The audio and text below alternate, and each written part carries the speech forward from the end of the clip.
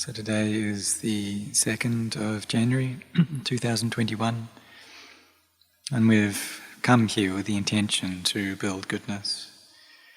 Many of us did the New Year's chanting to meet this new year from the 31st of December 2020 and then into 2021. And we see that this last year has passed already, and even this year is beginning to pass away. We're already on the 2nd day of it. So the days and nights are constantly falling away, and this is their nature. And this quality of arising, lasting and ceasing is Dhamma. So this Dhamma is something that's already present.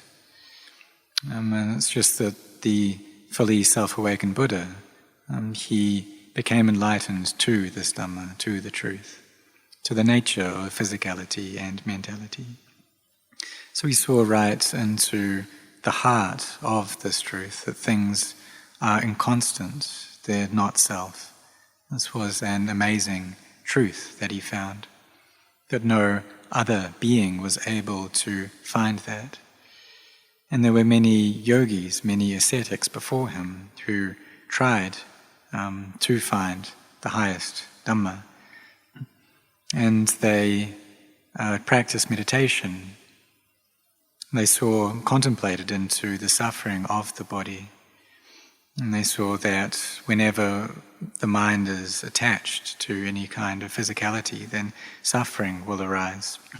So they developed jhana, these mental absorptions, very deep states of samadhi.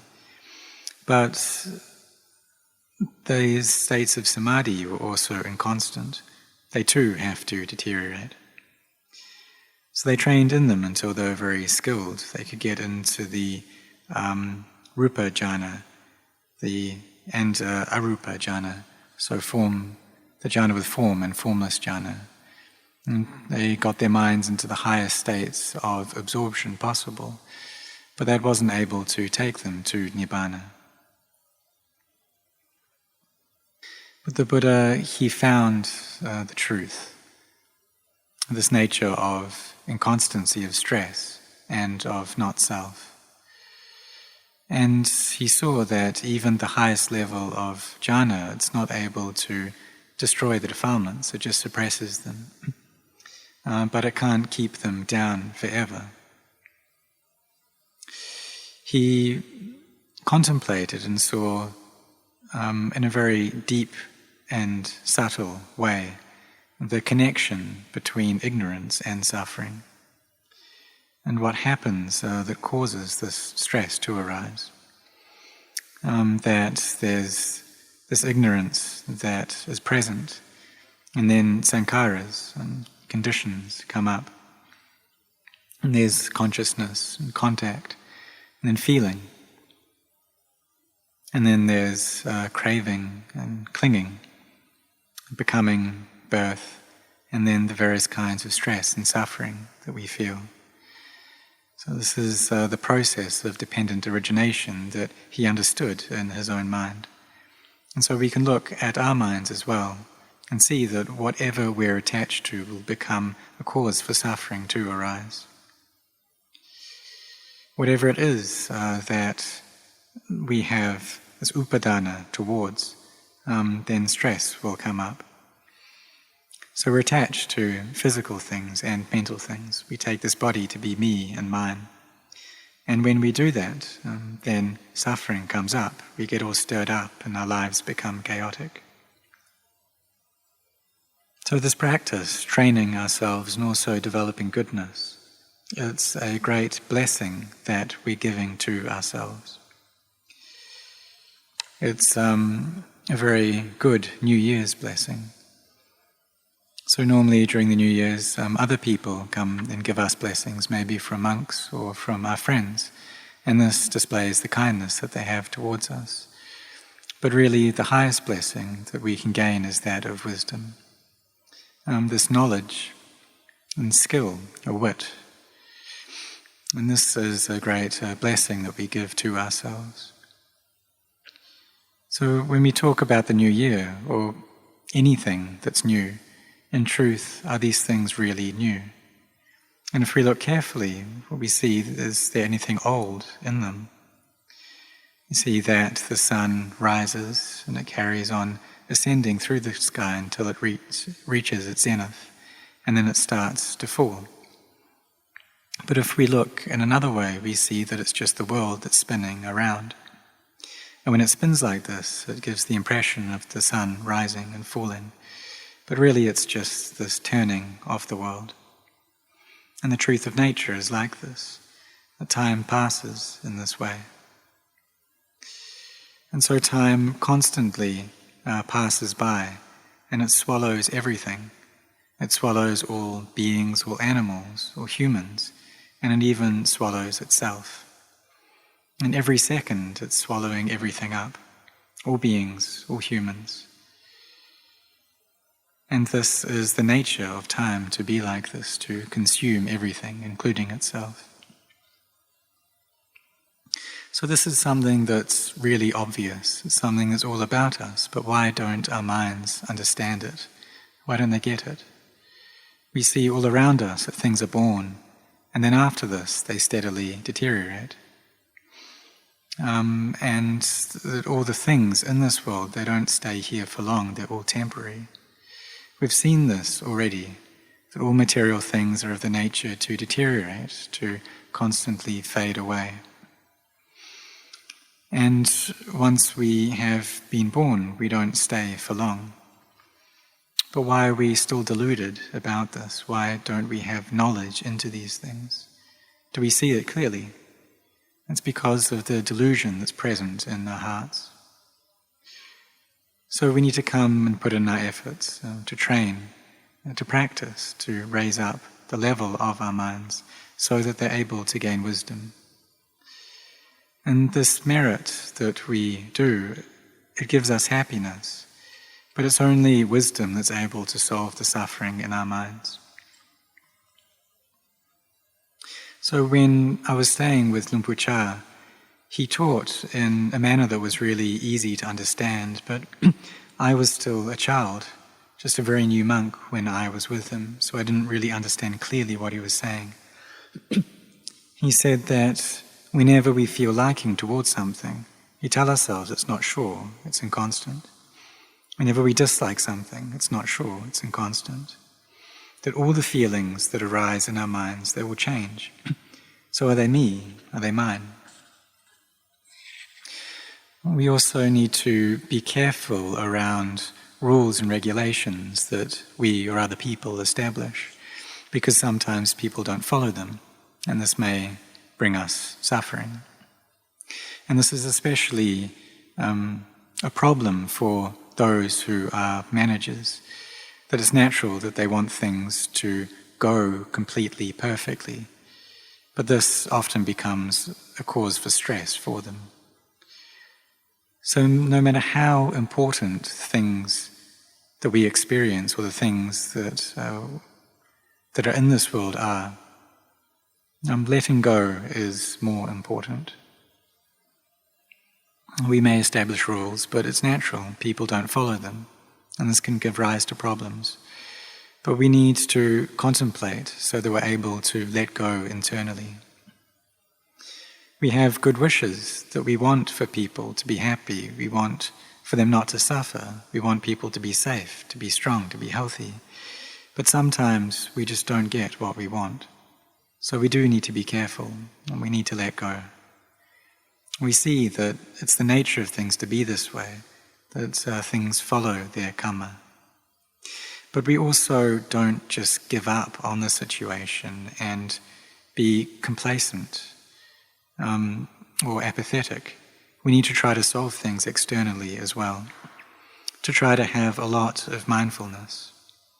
And it's especially important these days, in this current age, that it's the nature of things to change with great speed. So we saw that last year, and also this year as well. The change happened very, very quickly, and most of it happened in a direction that people didn't like. And that's because this change, it brought harm to the things that people loved the most and were the most possessive of, which is this life and this body of theirs. But if we look, we'll see that when we're born and when we have life, well, where is it that illness resides in?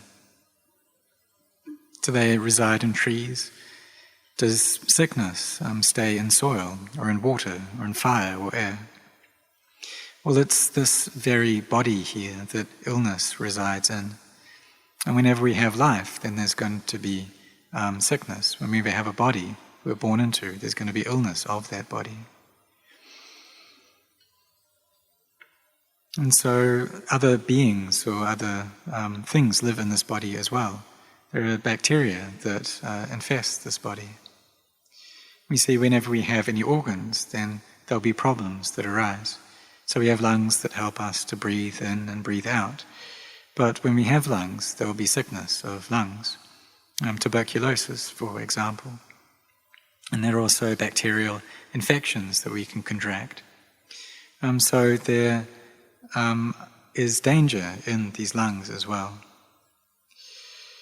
So that's what happens with the COVID virus. But when this is past, there'll be a new kind of illness that arises that will harm some other part of our bodies. And that's just how things are and have always been. Even before the Buddha's time, it was like this.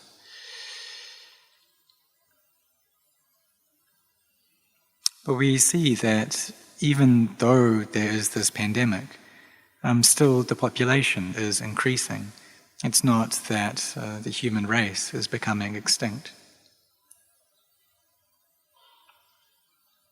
So we see the danger here, the danger in this nature of decay, in this nature of ceasing, deteriorating. And if we have wisdom, then we'll see clearly into that. But if we're lacking in wisdom, then there'll be a lot of fear, and this will stir our minds and our lives up. But also, if people are too brave, then they become heedless. So we need to be cautious in a way that is getting things just right and in balance. We need to have mindfulness. So this training of our mind to develop them in peace and in samadhi is something that's very important, because that's what allows wisdom to arise. The merit that we create is very good, but it's only wisdom that can fix or solve the suffering that we experience. And this wisdom is the very peak of merit. So just like a raw piece of meat needs salt to cure it and to stop it from rotting, or other food items, they need coolness. We put them in the refrigerator to stop them from going rancid. And this is what we use to take care of them so that they last for a long time. And wisdom becomes the salt or this coolness that can take care of the goodness of our hearts. So in Buddhism, wisdom forms the very heart, the heartwood of this religion. And it's something that we do need to develop. And something that we need more now than ever. So that we're able to take care of our lives, so that we're able to develop our lives and live safely. But this wisdom needs to rely upon a foundation. And that is the foundation of sila. We see that if people aren't collected in virtue, then their lives become very chaotic. In any country in which their population is lacking virtue, then things there are very difficult. And people do all kinds of unskillful activities. They go and gamble, for instance.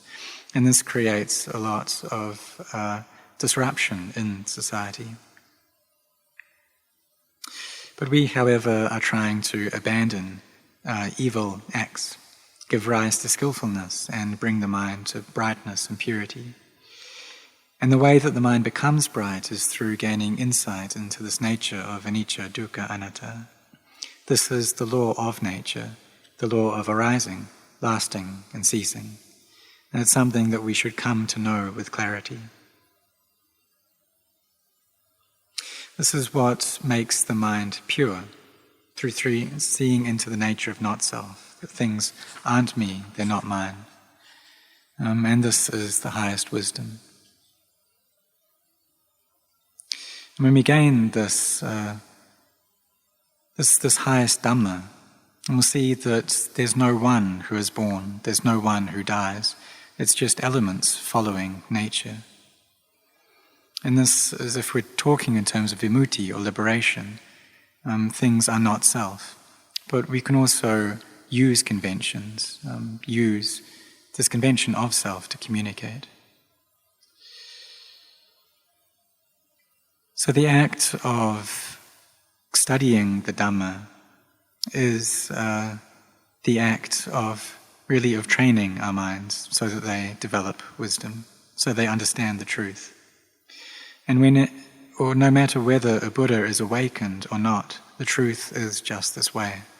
It's just the Buddha saw clearly into it. He became an arahant, a fully awakened being, all by his own efforts.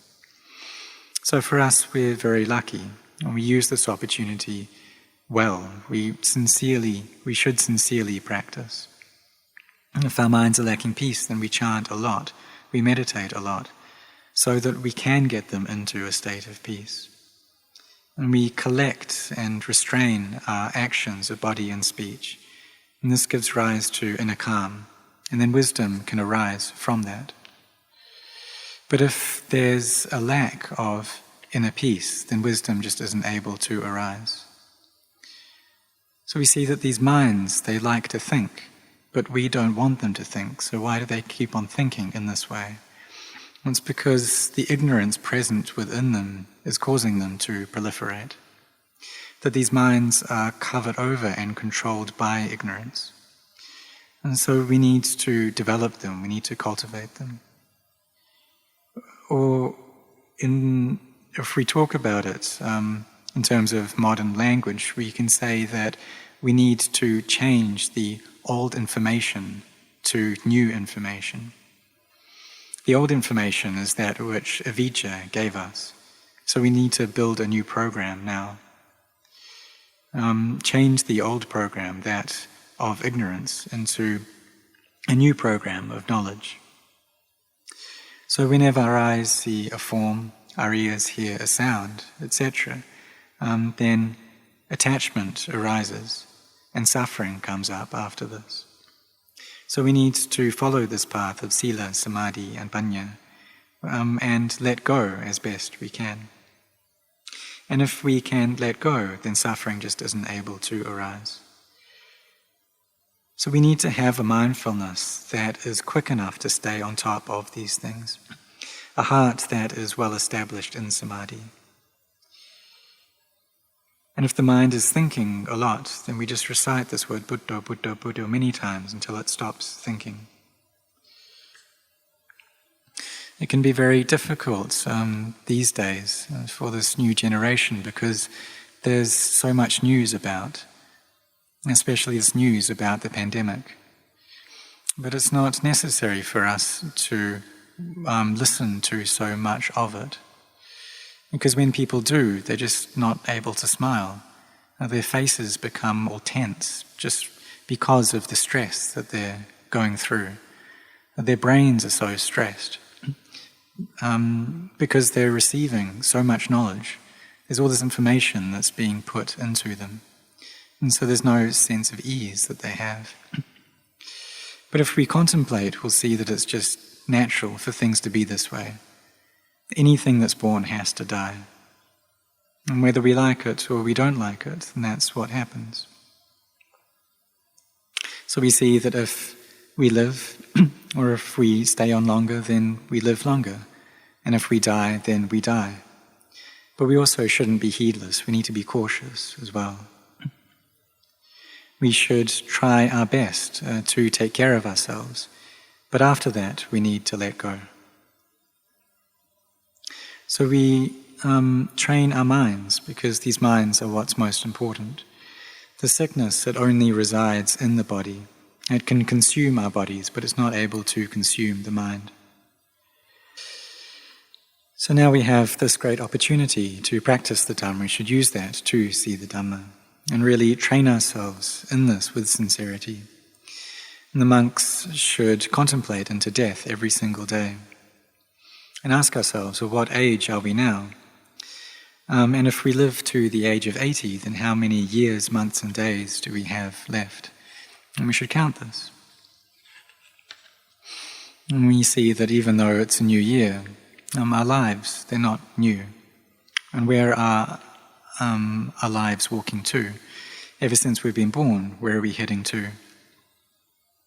The time that we have left is getting less and less. And so we should use this to see into the Dhamma. People in the world, they don't like hearing about this. They just want to get good things. They only want to gain, to get praise, to get status, to get happiness. And they think that if they get this, then they'll just be happy. And they don't want to meet with loss, with criticism, with loss of status, with pain. But these qualities, they come in pairs. And these are the natural qualities of the world.